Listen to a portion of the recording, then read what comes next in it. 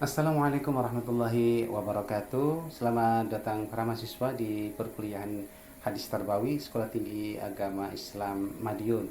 Pada kali ini kita akan belajar bersama-sama tentang hadis-hadis yang menjelaskan tentang pendidikan. Nah, topik kita hari ini adalah tentang tujuan pendidikan Islam menurut hadis. Tapi sebelum itu, mari bersama-sama kita kita awali dengan berdoa terlebih dahulu, memohon kepada Allah Ta'ala supaya apa yang akan kita kaji bersama-sama nanti menjadi ilmu yang bermanfaat, menjadi inspirasi bagi kita selaku bakal calon pendidik agama Islam, sehingga nanti ketika sudah berada dalam lapangan pendidikan, kita sudah memegang teori konsep bagaimana mendidik secara Islam dan apa tujuan-tujuan pendidikan Islam itu, sebagaimana inspirasi-inspirasi al-ahadits an-nabawiyah yang akan kita kaji bersama pada topik kali ini. Ala hadhihi niyyah wa likulli niyatin salihah wa ala ma nawayna wa ala ma nawasala fis salihin. Al-Fatihah. A'udzu billahi minasyaitonir rajim. Bismillahirrahmanirrahim. Alhamdulillahi rabbil alamin. Arrahmanir rahim. Maliki yaumiddin. Iyyaka na'budu wa iyyaka nasta'in. Ihdinas siratal mustaqim. Siratal ladzina an'amta 'alaihim ghairil maghdubi 'alaihim waladdallin. Amin. Baik para mahasiswa, topik kita kali ini adalah tentang tujuan pendidikan Islam menurut perspektif hadis. Baik, mari kita lihat slide-nya. Oke ya, bismillahirrahmanirrahim.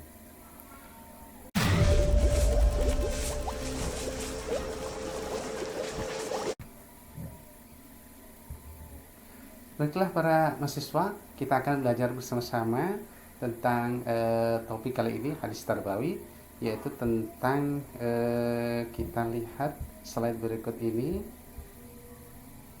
Nah, ini dia tentang tujuan pendidikan Islam perspektif hadis. Baik, ini kenapa kita belajar atau pentingnya atau urgensi mempelajari tujuan pendidikan Islam perspektif hadis. Begini, nah kita duduk dulu ya sebelum kita masuk ke kompetensi materi perkuliahan. Baik, begini. Jadi dalam pendidikan Islam itu apa saja yang akan kita capai atau target-target yang kita capai itu kita harus tahu, sehingga nanti sesuai dengan pendidikan itu adalah satu upaya yang terprogram, kemudian terukur.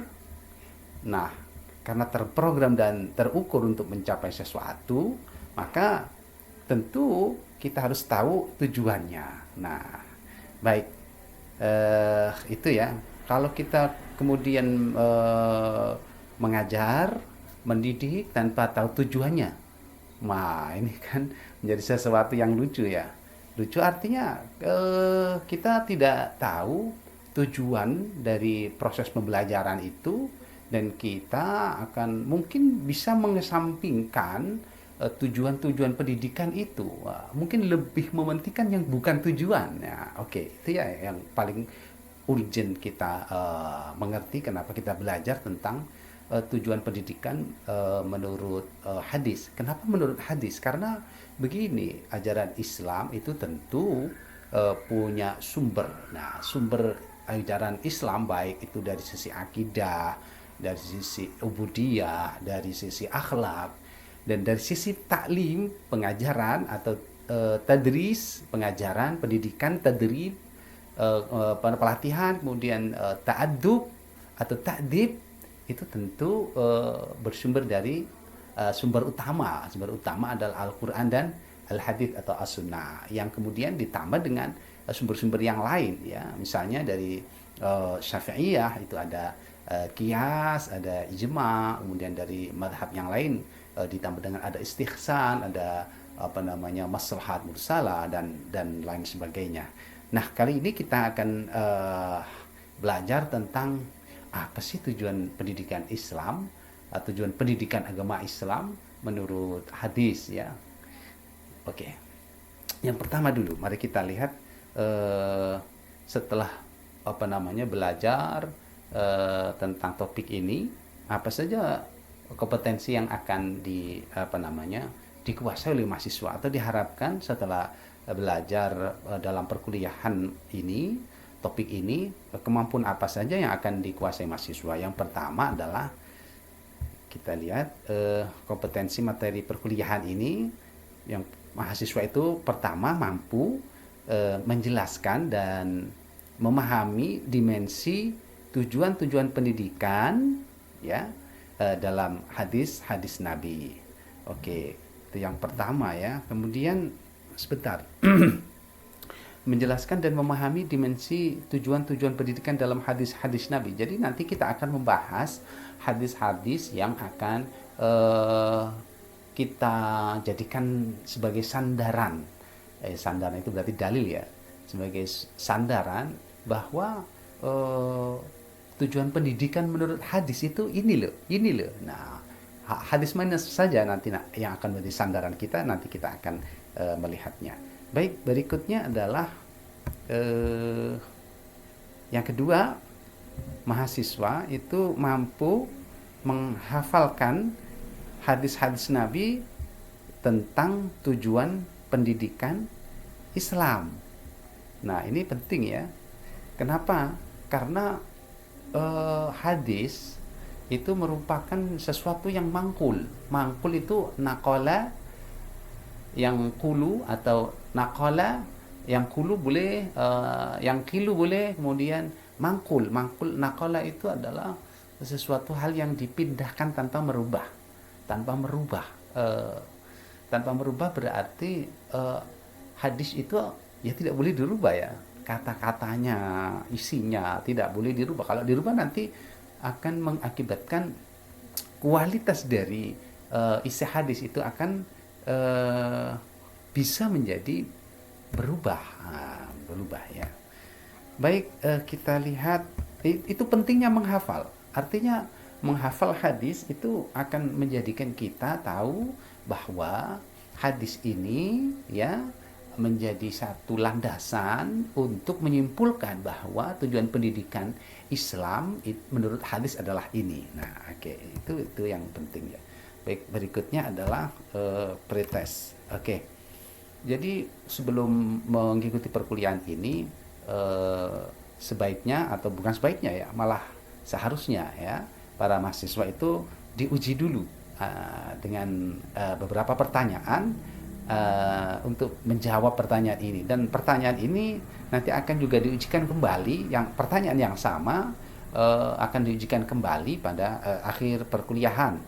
Oke, apa saja pertanyaan-pertanyaan tersebut atau pretest atau tes pra perkuliahan? Yang pertama adalah apa tujuan umum pendidikan dalam perspektif Islam. Tujuan umum pendidikan menurut Islam itu apa sih, begitu ya, tujuan umumnya. Kemudian berikutnya adalah nomor 2 ya, kita lihat bagaimana tujuan pendidikan menurut hadis. Nah, ini baru kita ke hadis ya. Apa tujuan pendidikan Islam menurut hadis? Nah, kenapa dibedakan antara perspektif Islam dan perspektif hadis? Tentu perspektif hadis itu lebih spesifik ya, lebih spesifik. Kalau pendidikan Islam atau perspektif Islam tentu nanti perspektifnya lebih luas, karena Islam kan dibangun, atau sumber ajaran Islam kan dibangun dari beberapa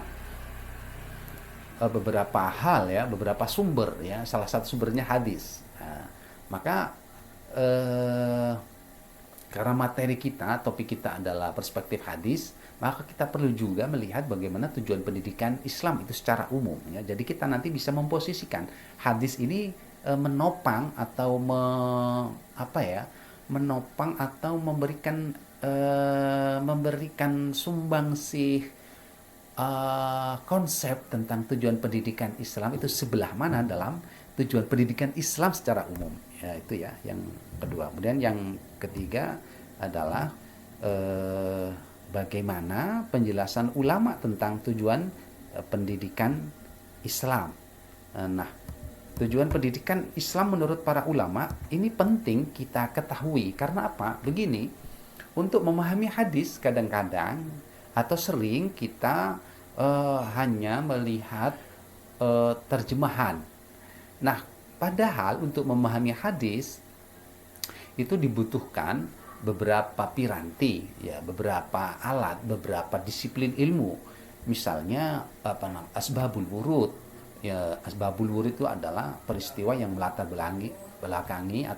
belakangi sebuah hadis itu ada. Yang kedua itu adalah paling penting memahami eh, tasawwurul lafzi atau makna kalimat atau makna lafaz dalam hadis itu. Nah, ini penting. Nah, sedangkan terjemahan yang kita baca itu kadang-kadang tidak mewakili kedalaman makna. Terjemah itu kan hanya memindahkan kata tapi tidak memindahkan konten. Tidak memindahkan konten. Terjemah itu hanya memindahkan kata dari satu bahasa ke bahasa yang lain. Nah, bisa jadi dengan terjemah itu akan memudahkan kita memahami. Nah, bisa jadi terjemah itu memberikan pemahaman, tapi pemahaman itu tidak masuk pada konten aslinya atau konten sebenarnya yang menjadi tujuan dari lafaz itu. Maka kita perlu membaca, kita perlu menganalisis, kita perlu memahami penjelasan-penjelasan para ulama terkait dengan hadis atau tentang tujuan pendidikan Islam itu. Baik, berikutnya adalah yang keempat ya. Apa macam-macam tujuan pendidikan Islam? Jadi ada beberapa macam tujuan pendidikan Islam ya. Jadi kita nanti akan bisa menjelaskan, akan bisa memetakan macam-macam tujuan pendidikan Islam. Sehingga bisa menjawab pertanyaan ini ya. Ini penting. Karena kalau kita tidak tahu macam-macam tujuan pendidikan Islam, maka arah dari pendidikan Islam itu kita akan orang tidak punya tujuan gimana ya jalannya. Kalau orang jalan nggak punya tujuan gimana kira-kira? Jalan aja tapi nggak punya tujuan. Coba gimana? Nah itu. Nah berikutnya yang kelima adalah apakah pendidikan Islam itu. Jadi pendidikan Islam itu apa sih pendidikan Islam? Nah ini pretesnya. Kemudian silakan para mahasiswa menjawabnya nanti di kolom chat ya, di kolom chat atau kolom pesan di link di video ini. Oke, berikutnya adalah materi.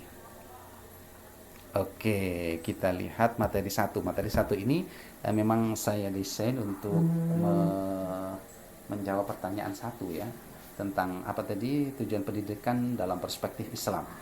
Baik para mahasiswa, materi 1 ini adalah tentang tujuan pendidikan dalam perspektif Islam.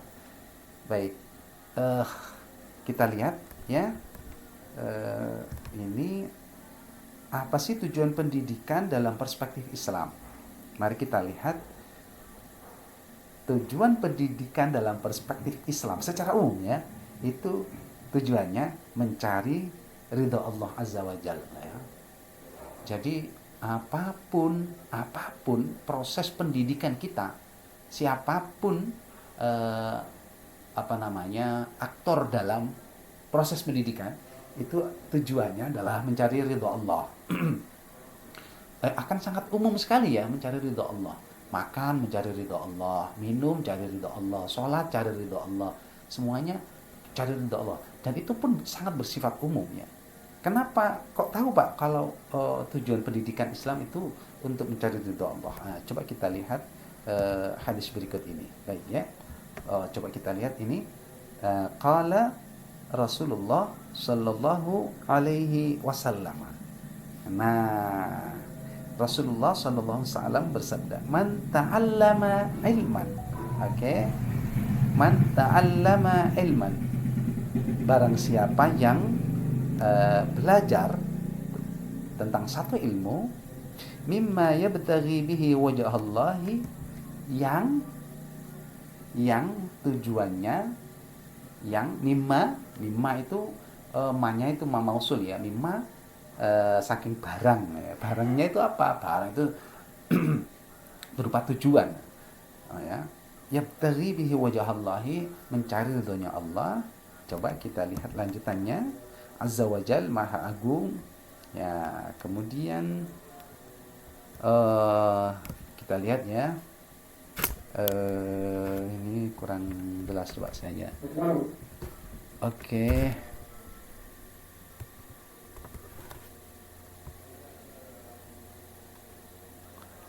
Qala Rasulullah sallallahu alaihi wasallam, "Man ta'allama ilman mimma yabtaghi bihi wajha Allah azza wa jalla, la yu'allimuhu illa liyusiba bihi 'irdan min ad-dunya, ya, lam yajid 'arfal jannati yaumal qiyamati ya'ni rihaha."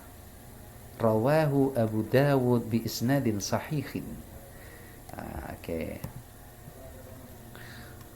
Nah, ini qala Rasulullah sallallahu alaihi wasallam bersabda, barang siapa yang mencari ilmu, yabtaghi bihi wajhallahi, yang kemudian yang seharusnya dia itu mencari ilmu hanya mencari ridha Allah, karena Allah, la yu'allimuhu illa liyusiba bihi 'ardan minad dunya, tetapi pada prakteknya dia hanya mengajarkan atau belajar illa liyusiba bihi 'ardan, kecuali ya dia mengajar hanya untuk mencari tujuan-tujuan keduniawian. Tujuan keduniawian ini seperti apa nanti akan dijelaskan pada slide berikutnya. Irdan minad dunya, ya, keduniawian. Lam yajid arfal jannah, maka dia tidak akan mendapatkan bau surga.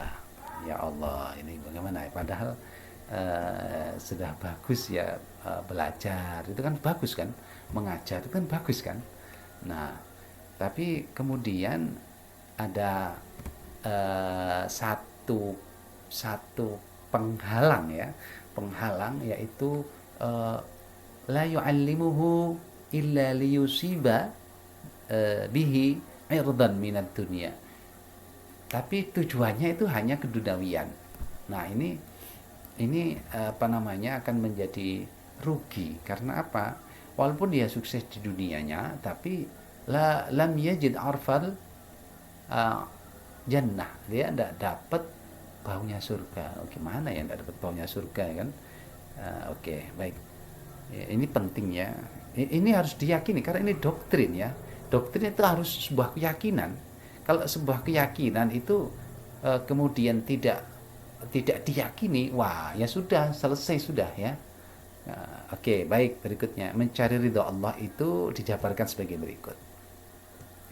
Baik, kita lihat apa saja ya. Kita gedein dikit. Oke.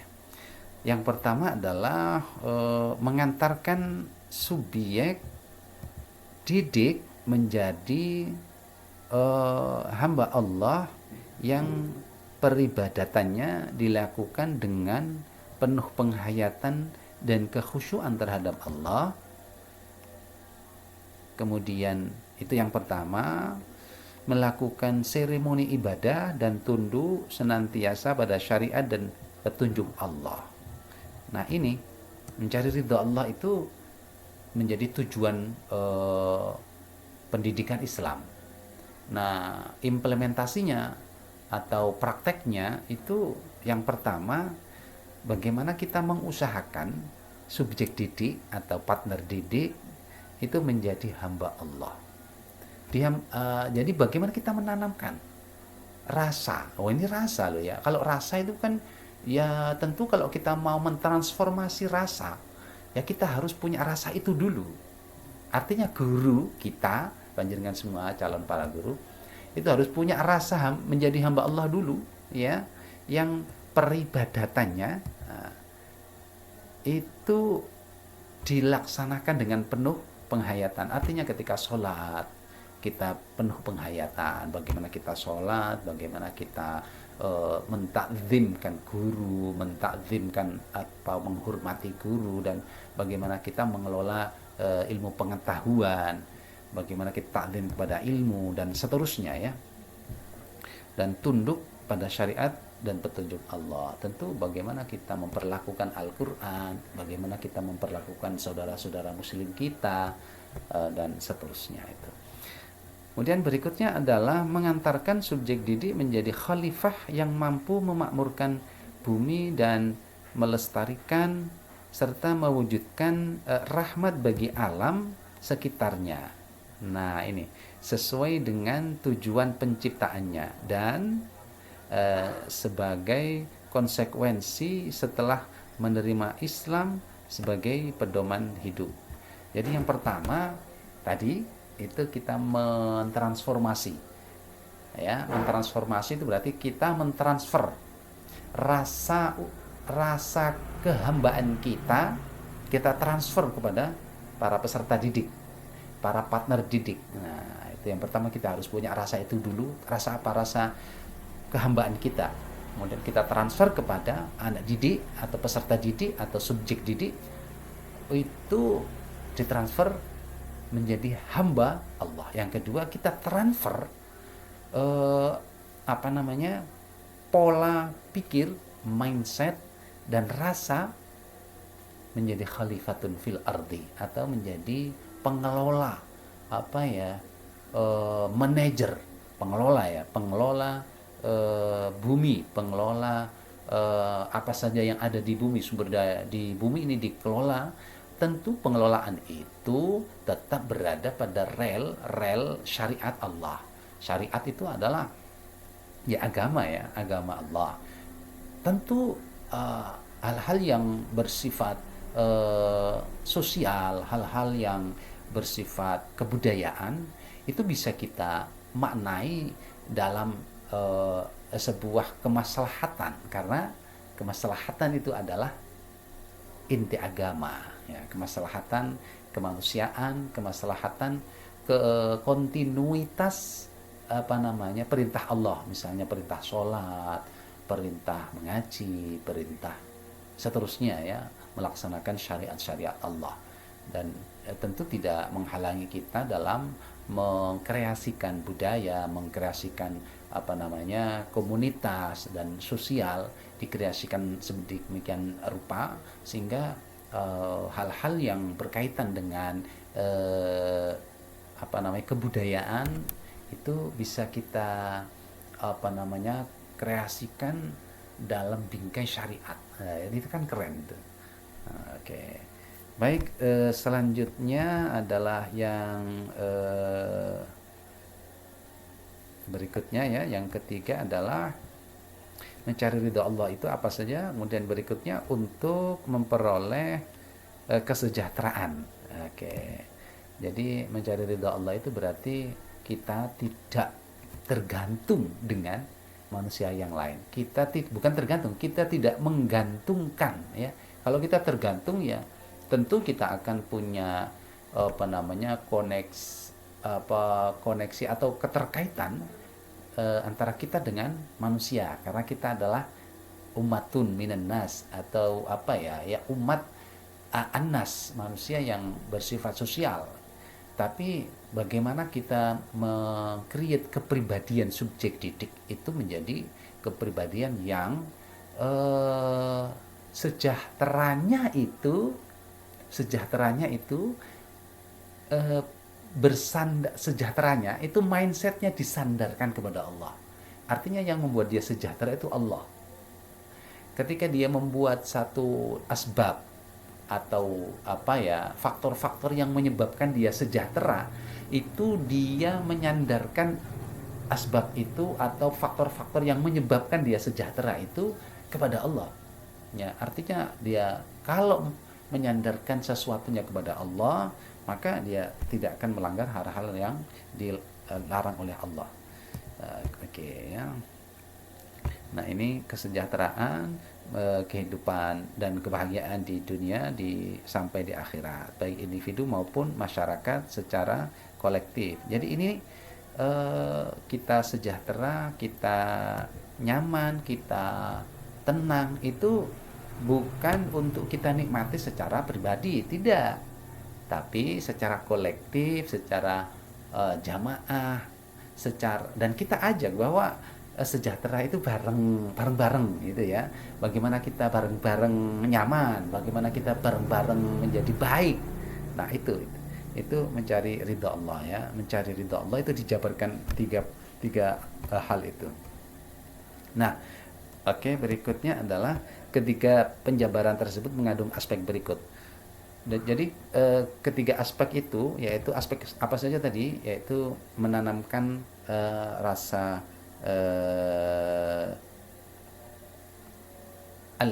al-abd ya, rasa hamba.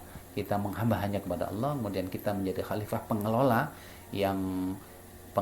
bumi ya, pengelola bumi seisinya. Ini baik itu pengelolaan secara sosial maupun sumber daya alam. Itu kita basicnya, fondasinya adalah fondasi syariat ya. Ini dilarang apa enggak sama Allah. Nah, gitu ya. Kalau dilarang jangan. Nah, itu maksud saya ketika menjadikan syarat jadi fondasi. Baik. Kemudian yang ketiga adalah kesejahteraan. Bagaimana kita menjadi sejahtera bersama-sama, bagaimana kita menjadi baik bersama-sama, bagaimana kita menjadi aman, tentram bersama-sama. Artinya kita tidak individualis ya, tidak individualis. Makanya ada konsep ithar itu mementingkan kepentingan umum daripada kepentingan sendiri untuk mencapai sebuah kebaikan. Nah, ketiga penjabaran itu yang tadi itu dijabarkan dalam beberapa kata kunci berikut. Yang pertama, tafakur. Jadi anak didik kita ajak untuk bertafakur, selalu berpikir caranya bagaimana dekat kepada Allah, gitu ya. Yang kedua adalah kebersihan hati atau tazkiyatun nufus. Bagaimana kita mengajak? Kalau namanya mengajak berarti kita juga berusaha ya. Jadi guru, dosen itu juga mengajak. Kalau mengajak berarti ya Pak gurunya, Pak dosennya juga mempunyai usaha untuk tazkiyatun nufus, membersihkan hati. Membersihkan hati itu berarti apa? Membersihkan perasaan, membersihkan rasa yang menyebabkan rasa apa? Membersihkan perasaan-perasaan yang jelek, perasaan-perasaan yang jelek ya, kemudian perilaku-perilaku yang jelek. Nah, itu membersihkan hati namanya tazkiyatun nufus. Misalnya suudzon misalnya, kemudian suka ujub misalnya takabur misalnya, dan seterusnya ya. Nanti ini akan dibahas pada materi tersendiri. Nah, tazkiyatun nufus, membersihkan hati, itu proses terus dan tidak ada hentinya. Jadi bagaimana kita memberikan satu mindset ya, pola pikir kepada peserta didik atau subjek didik bahwa tazkiyatun nufus pelatihan atau melatih diri, melatih hati supaya bersih, atau membersihkan hati, melatih pembersihan hati itu terus satu proses yang tidak pernah berhenti. Begitu. Nah, itu harus ditanamkan. Apapun mata pelajarannya, baik mata pelajaran fikih, akidah, Quran hadis, SKI, itu muaranya harus ke situ. Harus pertama tafakur, bagaimana mendekat kepada Allah. Yang kedua tazkiyatun nufus. Nah, yang ketiga kita lihat adalah keadilan atau al-qist. Al-qist.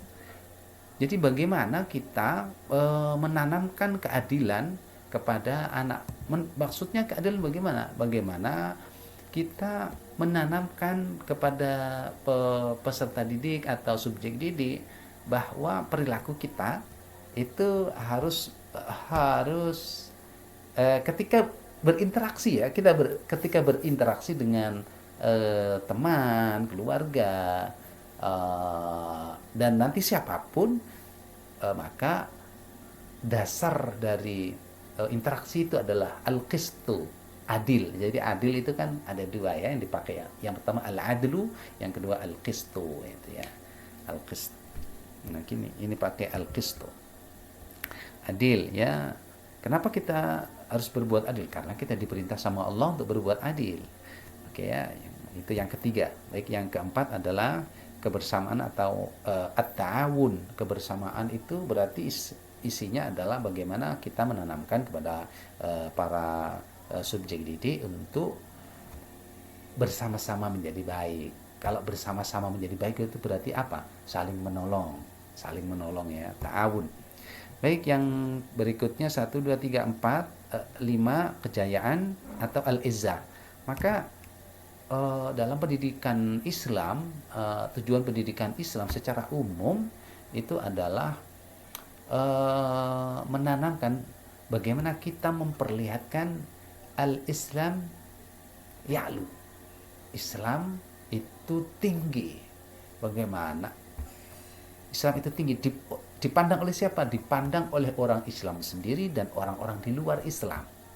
Artinya bagaimana? Artinya kelak kalau kita menjadi guru, kelak kita menjadi pendidik, maka kita seyukianya menanamkan satu mindset, satu pemikiran yang pemikiran ini tertanam dalam lubuk hati bahwa Islam itu jaya, Islam itu mulia. Nah, kemuliaan ini kemudian harus dipertahankan dan didakwahkan, disiarkan. Nah, bagaimana mensyiarkan sesuatu yang baik? Tentu caranya harus baik, gitu ya. Kalau misalnya kita mau jualan roti yang enak, tapi kemasannya kurang bagus, apa yang terjadi? Maka orang-orang akan, atau calon pembeli itu akan kurang tertarik. Nah, gitu ya. Tertariknya nanti kalau sudah makan ngincipin itu. Nah, tapi kalau labelnya kita kemas dengan baik, roti itu enak, sudah, itu akan menjadi satu hal yang cepat dipahami oleh user, pembeli. Kalau dalam hal ini adalah orang-orang di luar Islam bisa memberikan atau bisa melihat Islam dari orang-orang Muslim, dari kita berperilaku Islami, kemudian memberikan satu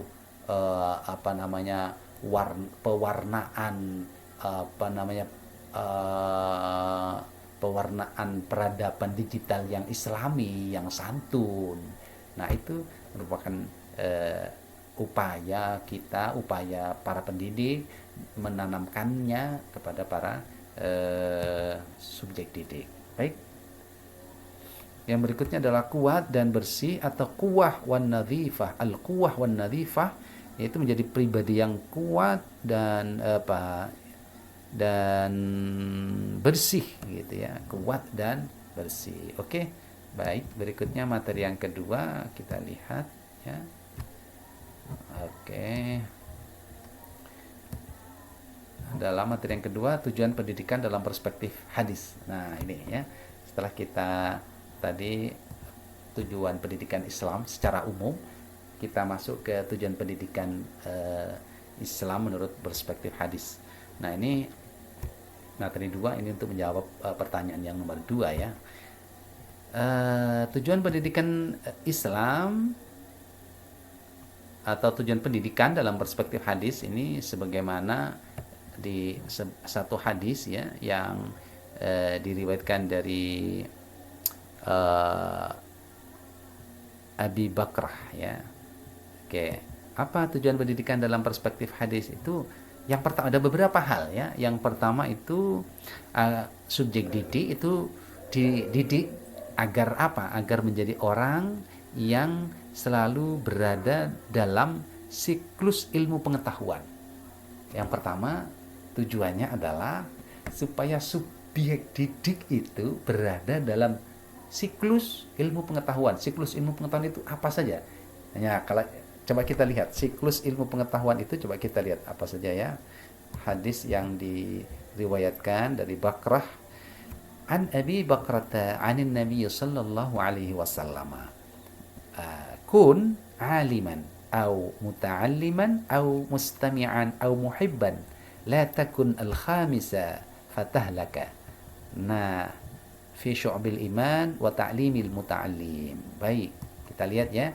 Hadis dari Abu Bakrah dari Nabi Shallallahu Alaihi Wasallam bersabda, kun, jadilah engkau aliman, orang yang alim, artinya orang yang berpengetahuan luas. Kalau orang yang berpengetahuan luas itu bukan berarti mengajar, oke ya. Au muta'alliman, kalau belum bisa menjadi pengajar, kun muta'alliman, jadilah orang yang mau belajar.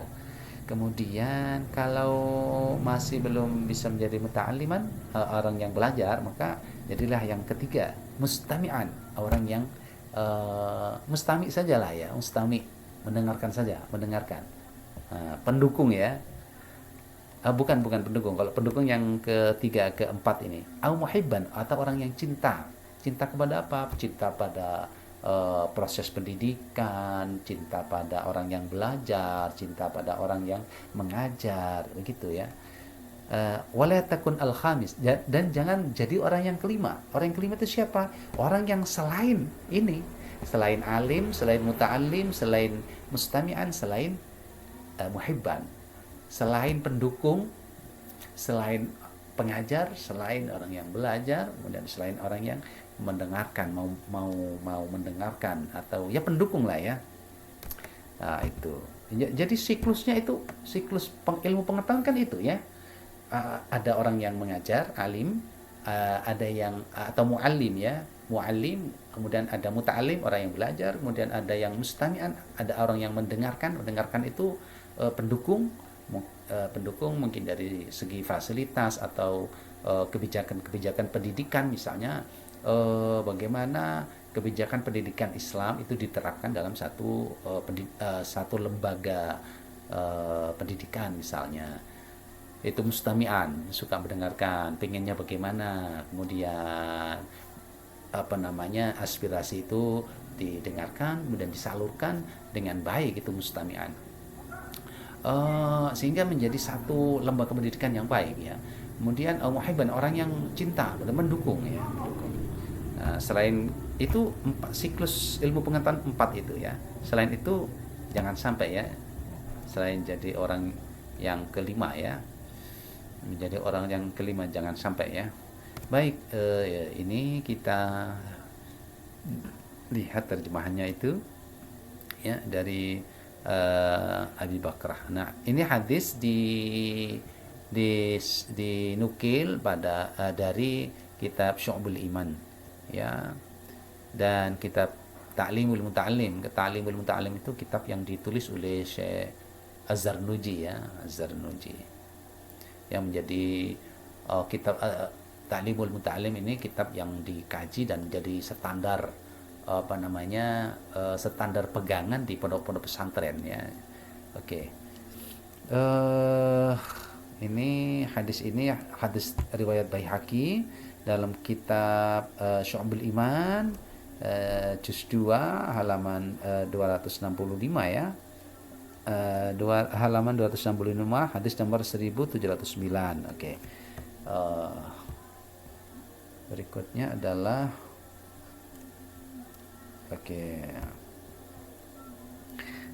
yang berikutnya ini hadis yang kedua ya. Tujuan pendidikan menurut hadis yang pertama tadi adalah supaya subjek didik itu selalu berada dalam siklus ilmu pengetahuan. Yang kedua adalah supaya subjek didik itu bertakwa kepada Allah dan berakhlak baik. Nah, ini ya. Ini paling penting ini. bertakwa kepada Allah dan berakhlak baik. Nah, hadisnya haddatsana Muhammad bin coba kita gedein sebentar ya. Kita gedein supaya bisa kelihatan. Ini tidak kelihatan sama sekali ya, terlalu kecil. Coba kita gedein dikit ya. Oke, kita gedein dikit. Oke,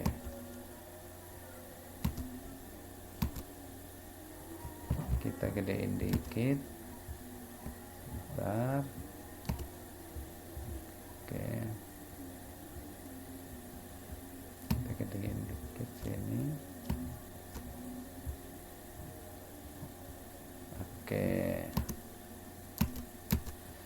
Oke, nggak bisa gedein ya. Baik. Haddatsana Muhammad bin Muhammad. Ini nggak ya. Oke, kita lihat. Haddatsana Muhammad.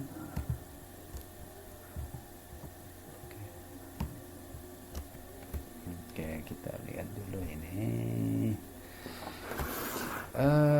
Haddatsana kita lihat ya. Nah, ini lebih gede ya. Nah,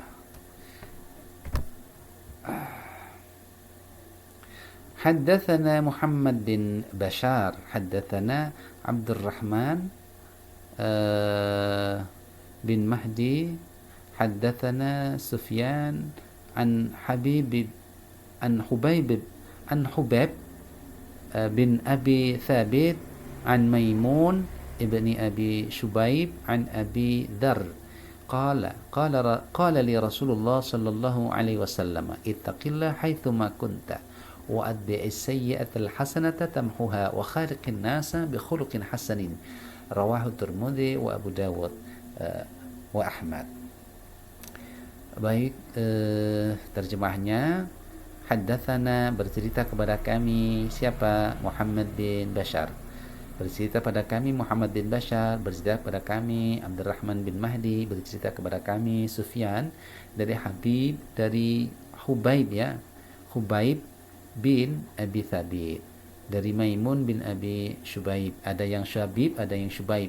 Dari Abi Dzar, ia berkata, Rasulullah Shallallahu Alaihi Wasallam bersabda kepadaku, katanya, ya, ittaqillah, bertakwalah kamu kepada Allah dimanapun kamu berada, dan ikutilah semua perbuatan yang jelek itu dengan kebaikan.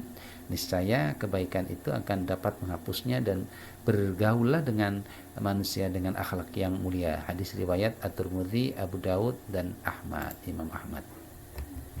Baik para mahasiswa, jadi tujuan yang kedua itu adalah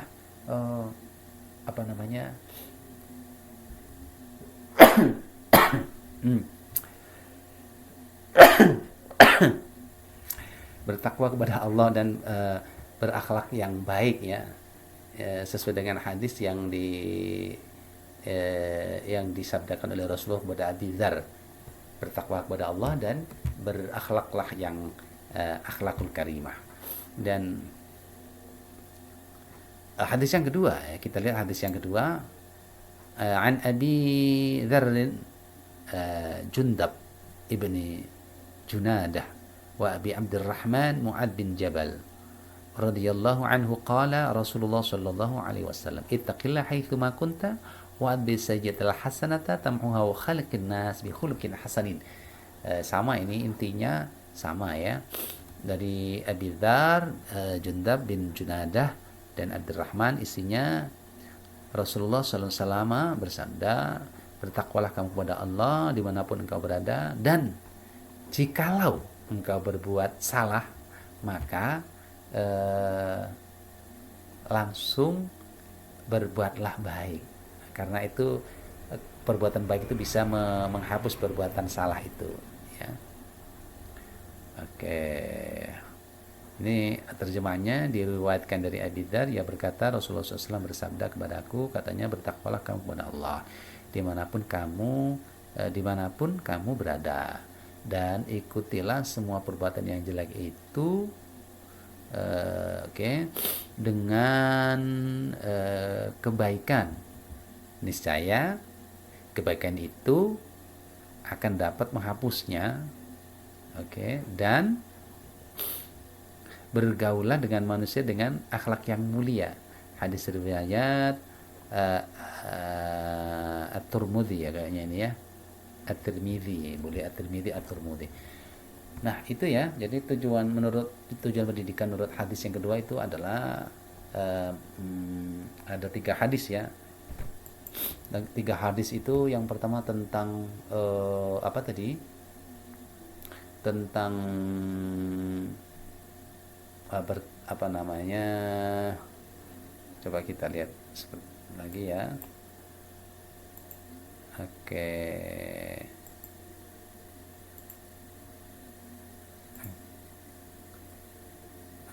Yang pertama itu adalah ini dia, kita lihat menjadi orang yang selalu berada dalam siklus ilmu pengetahuan ya.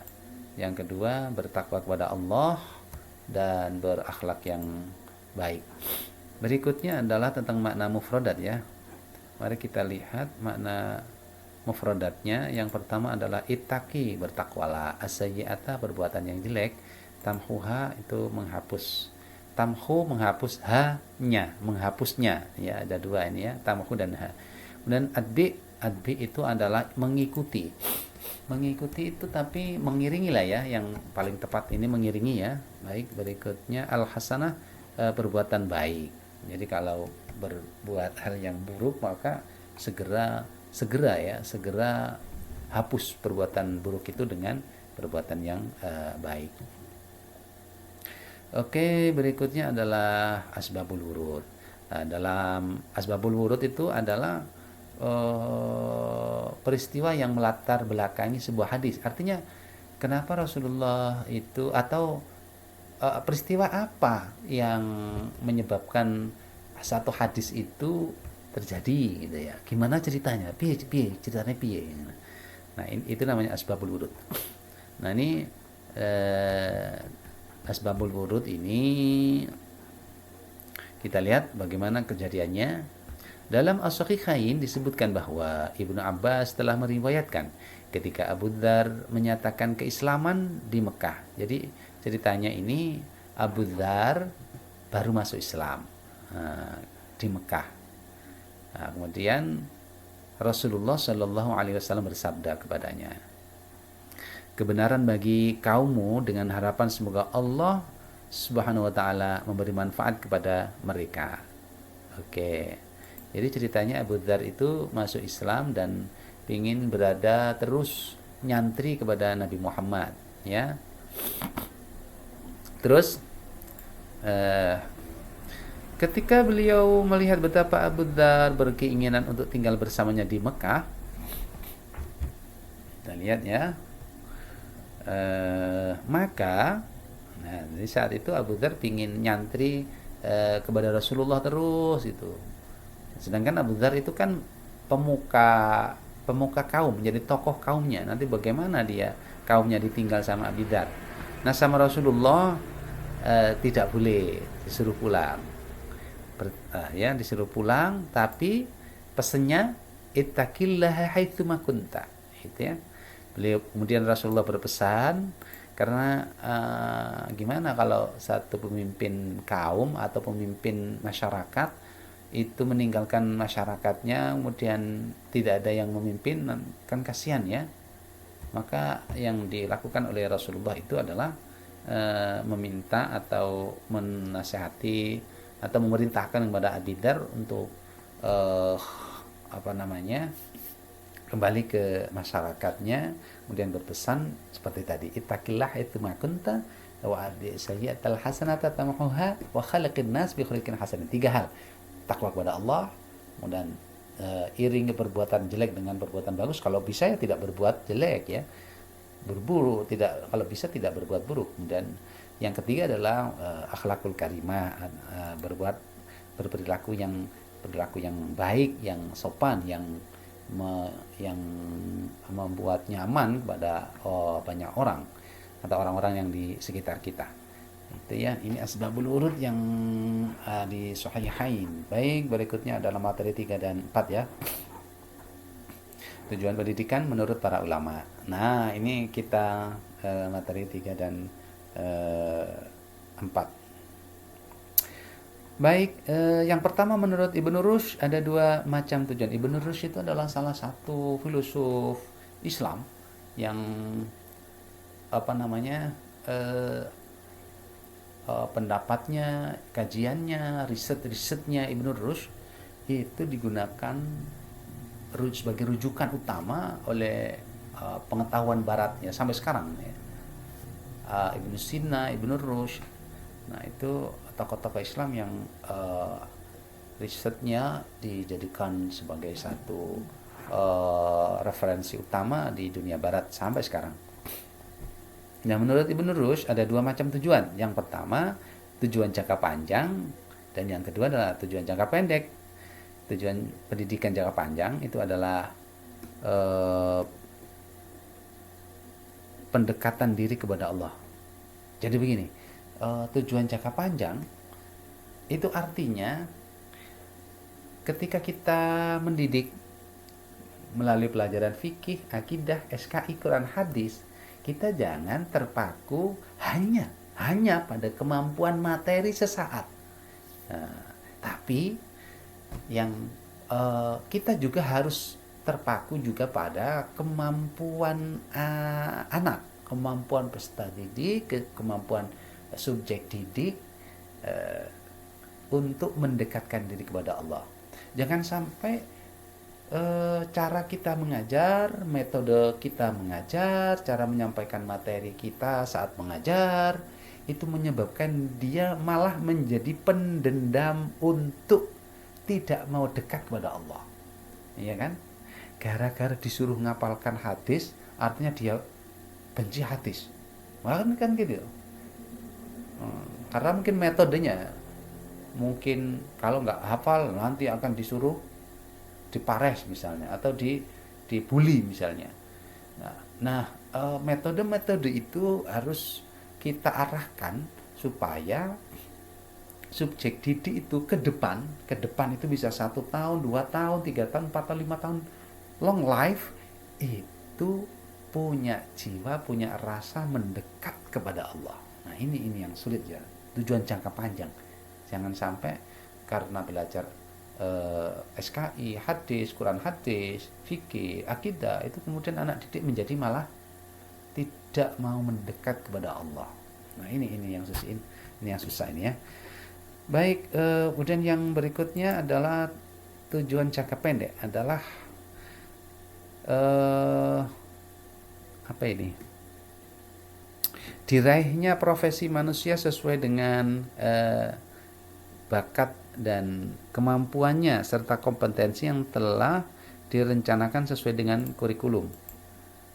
Jadi begini ya, tujuan jangka panjang itu tadi ya, yang tujuan jangka pendek itu berarti adalah kita mengusahakan, mentransformasi, melatih kompetensi anak didik, peserta didik supaya mempunyai kemampuan sesuai dengan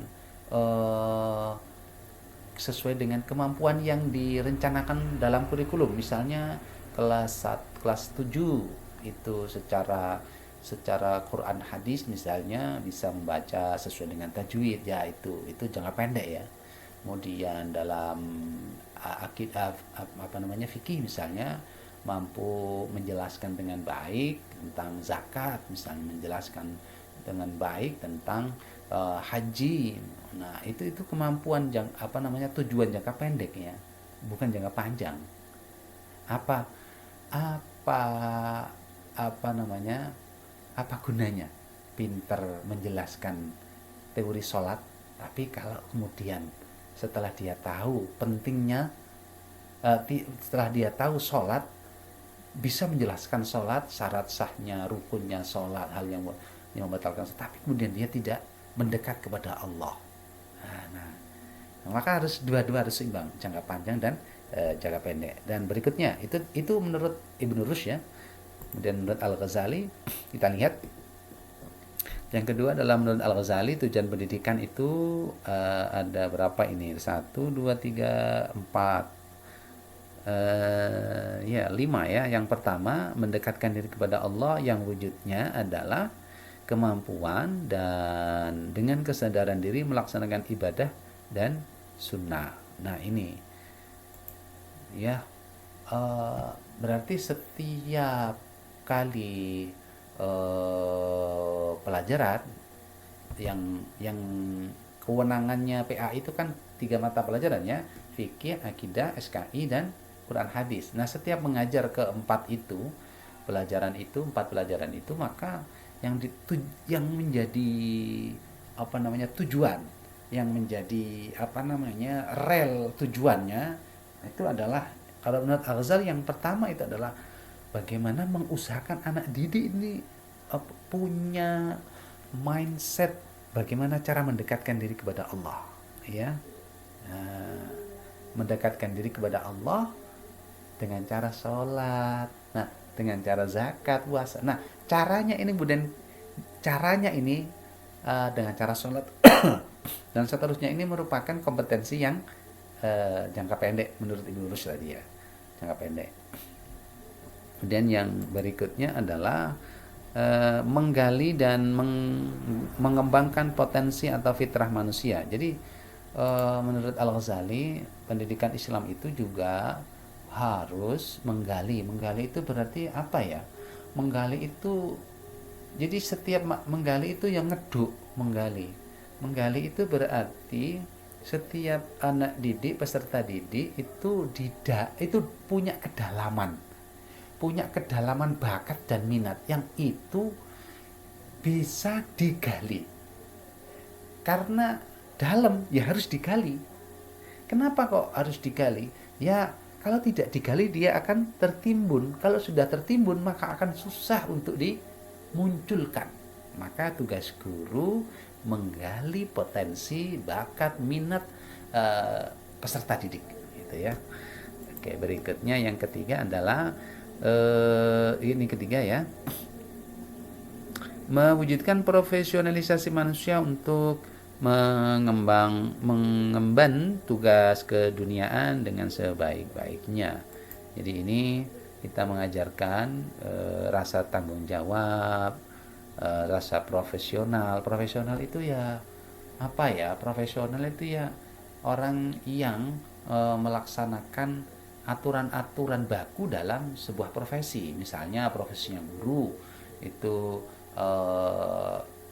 dia kerja misalnya datang jam sekian, pulang jam sekian misalnya. Kemudian guru itu misalnya RPS atau silabusnya segini dan seterusnya. Itu aturan-aturan baku dalam sebuah profesi. Nah, itu profesionalisasi namanya ya. Baik, berikutnya yang nomor 4 adalah membentuk manusia yang berakhlak mulia, suci jiwanya dari kerendahan budi dan sifat-sifat tercela. Jadi yang keempat ini menurut Al-Ghazali adalah pendidikan itu harus dilatih, melatih subjek didik supaya berakhlak mulia. Berakhlak mulia itu ya berakhlak sopan, berakhlak santun, kemudian tahu menempatkan diri, kemudian tidak berbuat hal yang sifat tercela begitu ya. Nah, ini semuanya berbasis pembiasaan, karena kalau karakter itu kan harus pembiasaan, karakter atau akhlak itu pembiasaan. Maka kerennya sebuah lembaga itu kalau dia punya pembiasaan yang mampu merubah karakter atau akhlak siswa menjadi lebih baik. Misalnya baru datang salim, kemudian mengucapkan salam, kemudian biasakan antri, membiasakan yang lebih tua untuk misalnya duduk, kemudian apa namanya, menaati peraturan-peraturan yang ada, peraturan lalu lintas, peraturan yang lain. Nah, itu perlu eh, di tadrib, perlu dibiasakan, pembiasaan ya. Baik, yang kelima adalah mengembangkan sifat-sifat manusia yang utama sehingga menjadi manusia yang manusiawi. Nah, oke. Itu yang kelima ya. Jadi ada lima ya tujuan pendidikan menurut Al-Ghazali ya.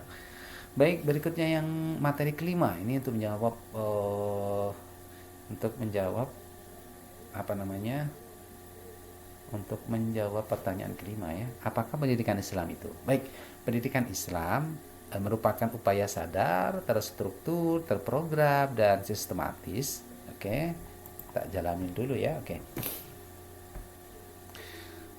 Materi kelima, apakah pendidikan Islam itu? Pendidikan Islam itu adalah upaya sadar. Jadi mendidik itu ya mesti kudu sadar ya.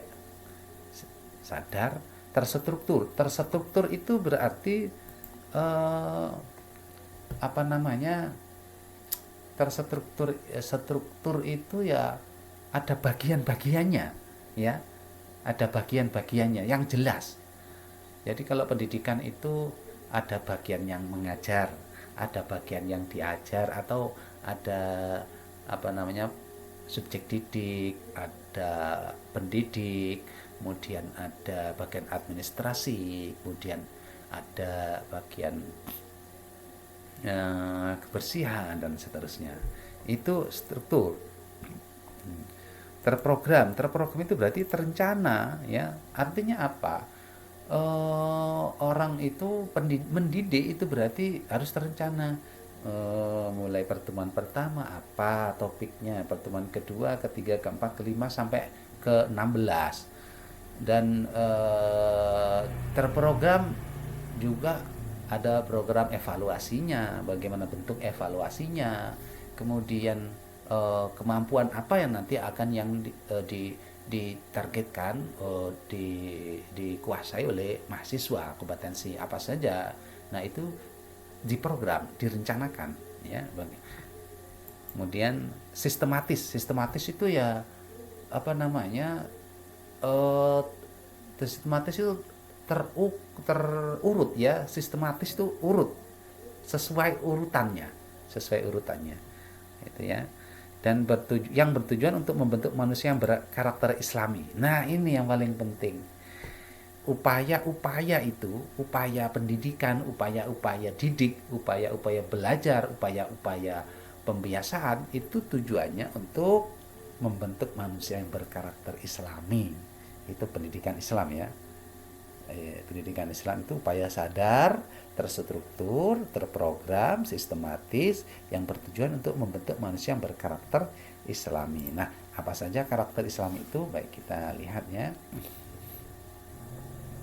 Yang pertama, karakter Islami itu adalah berkepribadian Islam, yaitu konsekuensi keimanan seorang muslim. Artinya begini, berkepribadian Islami itu orang yang itu yang pertama adalah berkepribadian Islam. Orang itu kalau karakternya Islami itu pribadinya harus Islami ya. Berkepribadian Islam. Berkepribadian Islam itu bagaimana? Orang berkepribadian Islam itu adalah orang yang cara berpikirnya, cara berakhlaknya itu pasti ya bertumpu pada pola pikir, pola jiwa akidah Islam. Akidah Islam itu berarti apa? Ya menauhidkan Allah. Menauhidkan Allah itu bagaimana? Setiap dia melangkah, setiap dia berkata, maka pijakan pertama adalah ini dilarang apa tidak oleh Allah. Kalau tidak dilarang, jalan. Kalau dilarang sama Allah, tidak jalan. Nah, ganti acara yang tidak dilarang sama Allah. Nah, itu tauhid namanya ya. Baik, berikutnya adalah karakter Islam yang kedua adalah menguasai perangkat ilmu dan pengetahuan yang yang Islami atau thaqafah Islami. Jadi yang kedua itu menguasai perangkat ilmu pengetahuan dan kebudayaan yang Islami. Eh, apa ada perangkat ilmu dan pengetahuan yang atau thaqafah yang Islami? Sebenarnya thaqafah atau kebudayaan itu tidak tidak tergantung atau tidak beridentitas agama, tidak. Tapi budaya atau pengetahuan itu akan sangat tergantung digunakan untuk apa. Digunakan untuk apa? Jika kebudayaan itu eh, digunakan untuk mensyiarkan, ya, mensyiarkan ketauhidan Allah atau syariat Islam atau agama Islam, maka itu menjadi Islami, ya. Dan juga misalnya tentang ilmu pengetahuan, jika ilmu pengetahuan itu kemudian digunakan sebagai satu piranti, satu alat untuk dakwah, untuk memperkenalkan Islam yang santun, Islam yang damai, indah, nyaman, yang familiar, yang menerima siapapun untuk mempelajari Islam, berdialog dengan Islam, maka itu menjadi Islami, ya. Ya, oke. Kemudian ini lanjutannya, Islam telah mewajibkan setiap muslim untuk menuntut ilmu dengan membaca dan membaca, ya. Pengetahuan teknologi itu menjadi satu hal yang harus dikuasai, ya, untuk pendidik agama Islam pada era sekarang, karena sekarang eranya adalah 4.0, ya, era digital. Baik, berikutnya yang ketiga, karakter Islami itu adalah menguasai ilmu kehidupan masa kini, yaitu ilmu pengetahuan, teknologi, seni, dan iptek. Tadi sudah disinggung yang tadi, ya. Menguasai iptek itu diperlukan agar umat Islam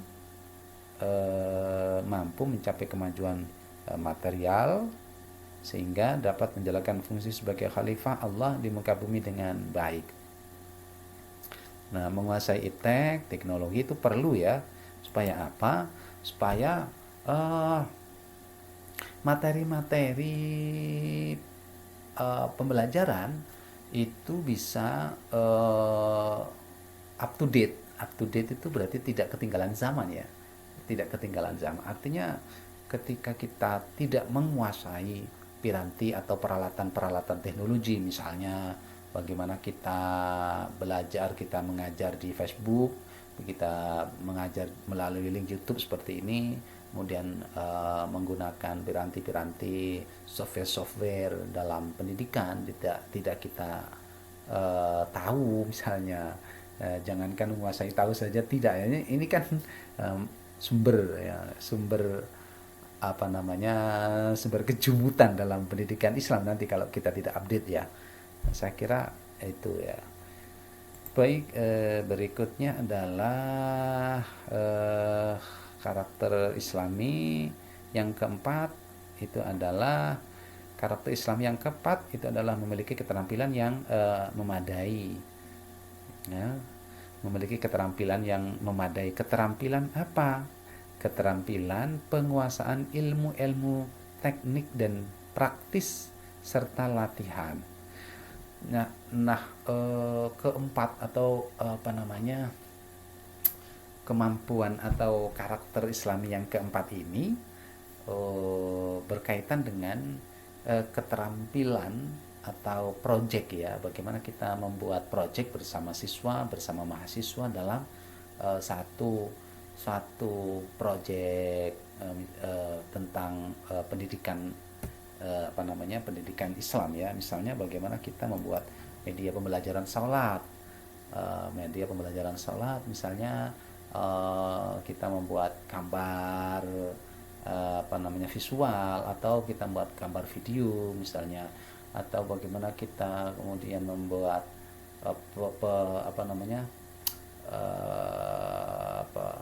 media pembelajaran haji, misalnya, bagaimana kita membuat satu media pembelajaran zakat, misalnya, bagaimana penentuan besaran zakat, zakat mal, zakat fitrah, kemudian bagaimana kita misalnya melaksanakan toharah dalam sebelum sholat misalnya ya, misalnya bagaimana mensucikan sesuatu yang terkena najis, bagaimana. Nah itu kemudian dibuat sebagai sebuah project atau satu project ya, yang kemudian peserta didik atau subjek didik menjadi terampil itu ya bisa menghasilkan satu project ya, project video misalnya atau media pembelajaran misalnya. Nah itu karakter yang keempat ya. Tujuan pendidikan Islam, dan karena salah satu tujuan pendidikan Islam yang harus dimiliki umat Islam dalam rangka melaksanakan tugasnya sebagai khalifah Allah, Islam juga menjadikan penguasaan keterampilan sebagai fardu kifayah. Nah, ketika kita mengajar 4 bidang, fikih, SKI, Quran hadis, dan akidah, yang kita tanamkan ini kepada subjek didik itu adalah mindset. Jadi apapun para peserta didik nanti, baik itu menjadi insinyur kayak jadi dokter kayak jadi polisi tentara, itu tugasnya adalah jadi khalifah Allah, mengelola sumber daya alam, sumber daya manusia supaya sesuai dengan syariat Allah. Syariat Allah itu mana yang diperintah, mana yang dilarang, mana yang diperbolehkan gitu ya.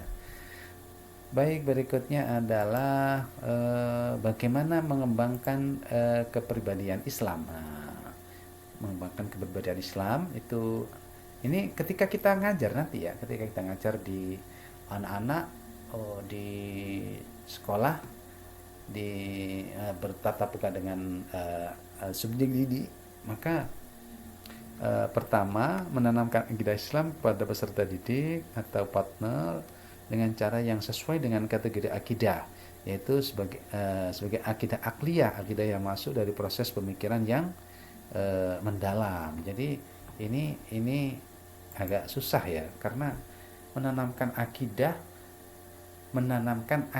itu berarti keyakinan kepada Allah, tapi melalui pola pikir.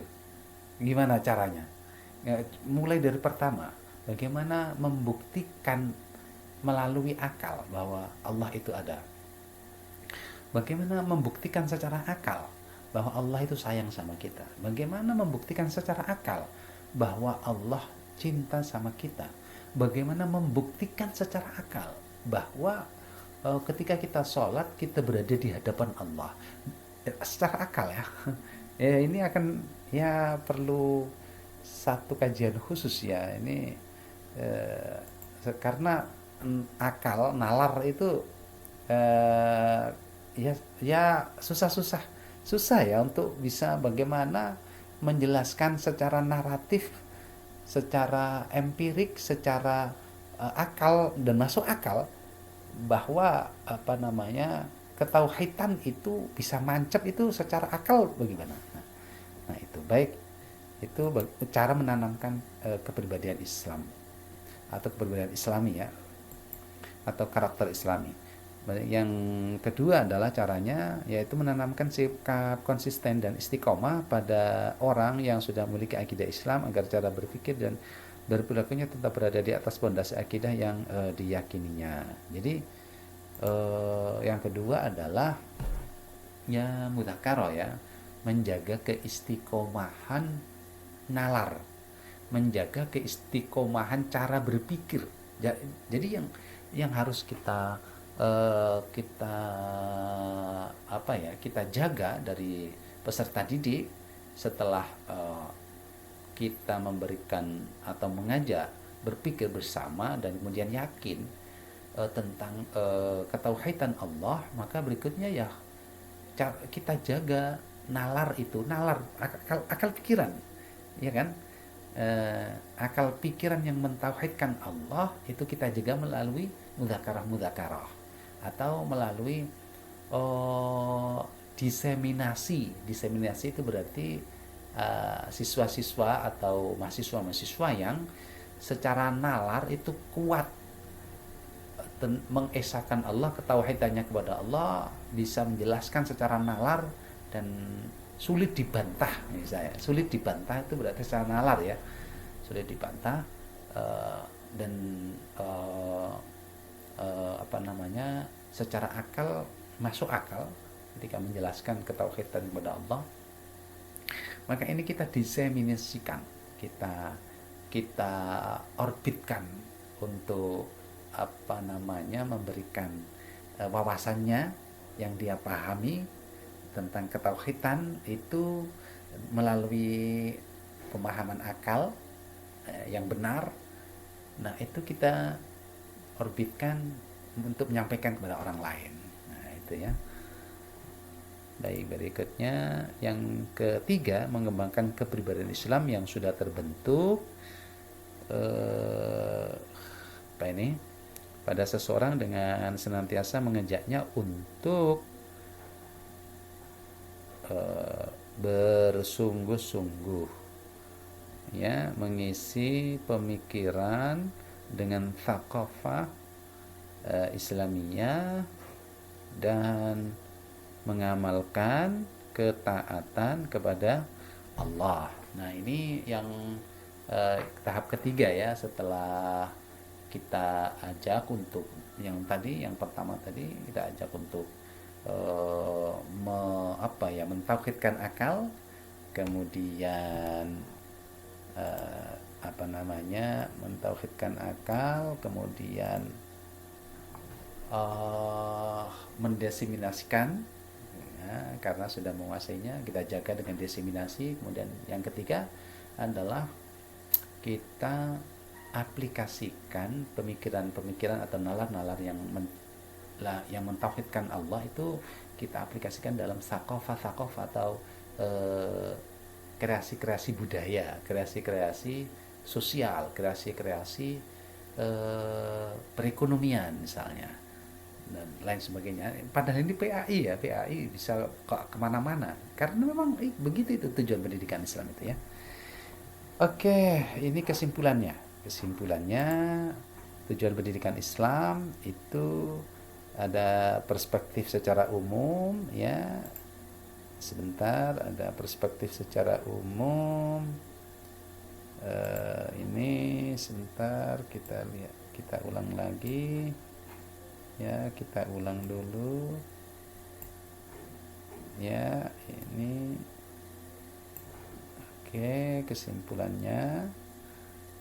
Oke, tujuan pendidikan Islam ada perspektif Islam secara umum dan perspektif hadis dan perspektif ulama. Nah, ketiga perspektif ini, baik secara perspektif Islam secara umum, perspektif hadis dan perspektif ulama, ini ada tujuan jangka pendek dan tujuan jangka panjang menurut Ibnu Rushd tadi ya. Nih. Baik, berikutnya ini adalah post test atau tes pasca perkuliahan. Yang pertama, apa tujuan pendidikan dalam perspektif Islam? Yang kedua, bagaimana tujuan pendidikan menurut hadis? Yang ketiga, bagaimana penjelasan ulama tentang tujuan pendidikan? Yang keempat, apa macam-macam tujuan pendidikan? Yang kelima, apakah pendidikan Islam itu? Nah, para mahasiswa, ini post test perkuliahan kita, dan saya kira perkuliahan ini akan kita lanjutkan di pertemuan luring atau di dalam kelas yang akan nanti kita lanjutkan dengan diskusi ya, oleh kelompok dan dipandu oleh kelompok yang sudah kita bagi bersama-sama pada saat itu ya. Baik para mahasiswa, saya kira ini perkuliahan kita dan sudah selesai. Semoga perkuliahan ini bisa dipahami dengan baik dan menjadi ilmu yang manfaat dan barokah. Kompetensi yang kita rencanakan bisa kita raih dengan baik. Perkuliahan ini mari kita tutup bersama-sama dengan membaca hamdalah. Alhamdulillahirabbil alamin. Mohon maaf atas segala kekurangan. Wassalamualaikum warahmatullahi wabarakatuh.